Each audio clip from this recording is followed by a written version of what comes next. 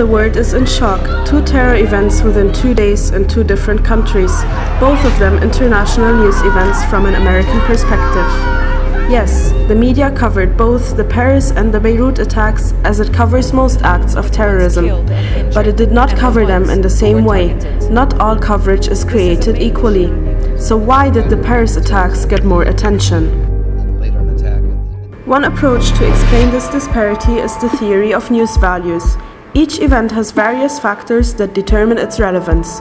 Those factors differ depending on the context and include, for example, unexpectedness, violence and damage, emotion, and cultural proximity. In fact, terrorist attacks fulfill most of these news factors, which make them highly newsworthy. One popular explanation is that terror attacks in Beirut are not really unexpected, since Beirut was target of various bombings in the past. But does this really explain the emotionalized 24/7 coverage of the Paris attacks? Extremely important is cultural proximity. As France is perceived as culturally closer to the US, it is defined as a member of the in-group. It shows a sort of a partiality or a kind of ethnocentrism that underlies these, that underlies how news stories are selected or framed. More importantly, it shows that ethnocentrism is more of a perception than an actual, like say, sociological reality. For example, there very well might have been more people of American or European or Canadian citizenship killed in the Beirut attacks or injured by them than there were in the Paris attacks. However, there's sort of like a perceived cultural closeness. This connection is achieved through a very emotionalized and personal coverage, which helps the viewer to identify with the victims. As the death toll climbs, more than 150 people believed to have been murdered in multiple attacks across Paris tonight. Furthermore, a link between France and the US is established by comparing the Paris shootings to the 9/11 attacks. There's no question this feels like a 9/11 type event.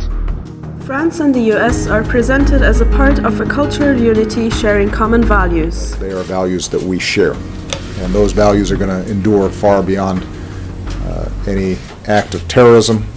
This idea fits into the overarching narrative of a clash of cultures between the West and the Islamic world. Despite being targeted by the same terror group which struck Paris, the people of Beirut are not seen as members of this in-group. The attacks are framed as being part of a religious conflict between Sunni and Shia, Hezbollah and ISIS. In contrast to the Paris events, the coverage is very impersonal and unemotional. In this attack. Now ISIS is claiming responsibility, they say, because this is a Shiite Muslim neighborhood and most of the people living here support Hezbollah. And actually, if you look at these yellow flags around this neighborhood, these are the flags of Hezbollah. Instead of establishing a personal connection to the victims, the US media rely on cliched stereotypes of the Middle East. But the problem does not solely lie within media production. Large parts of the society, even in Lebanon, have culturally internalized this us versus them mentality. People end up further siloed, end up reinforced in the belief that people who are like me matter more than people who are unlike me.